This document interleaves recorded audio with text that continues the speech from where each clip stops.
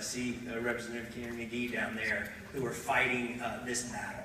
No, I don't believe we should be turning local law enforcement into ICE agents. I don't think that's who we are. I don't think that's our values. And you know, I reject the term sanctuary cities. You know, this is a clever phrasing by the Republican Party and folks who want to divide us and devalue immigrants and the skills and talents they bring to this country. And so what we need in the next governor is we need the ability to stand up to the federal government in voice and in policy on behalf of all of those who don't have a voice in the system, to speak on their behalf and to include them in the process. Mr. King, thank you. Ms. Graham, you're next. Absolutely not. Donald Trump, stay out of Florida.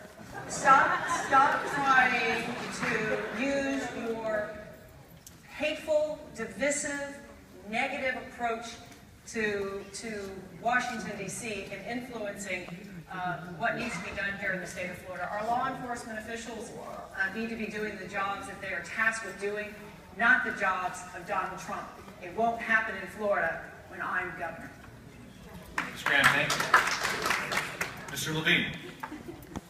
You know, as the former mayor of Miami Beach, our chief and our entire police department made sure that they did not try to go ahead and enforce immigration law. That's not the role of local police officers. That's not the law of local law enforcement. We have divisions of the federal government that do that. When the Speaker of the House, Richard Corker, put that horrible, detestable TV commercial on, as Andrew mentioned, where basically he showed a brown-skinned, hoodied person shooting this white girl, it was despicable. We immediately went on TV and we immediately called him out, because what these Republican Party are doing is they're doing nothing but dividing us.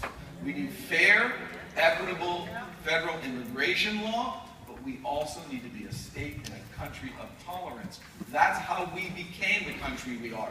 That's how we rely on our formula, which is the American dream. And if we mess with that formula, we're messing with the nation of the United States. Thank you, Mr. Levine. Mr. Dillon. Well, to quote a famous rap song, I walk it like I talk it. I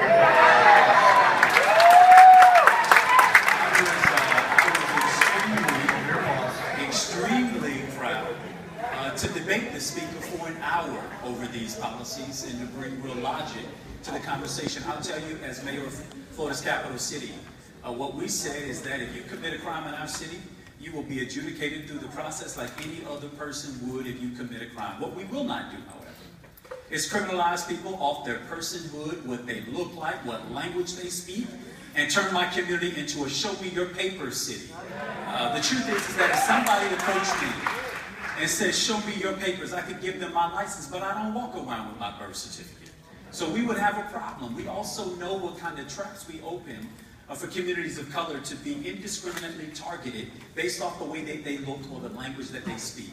ICE gets billions of dollars a year to do the job that they do. Let them be run by Donald Trump. We're going to run our state and our community. Thank you, Mr.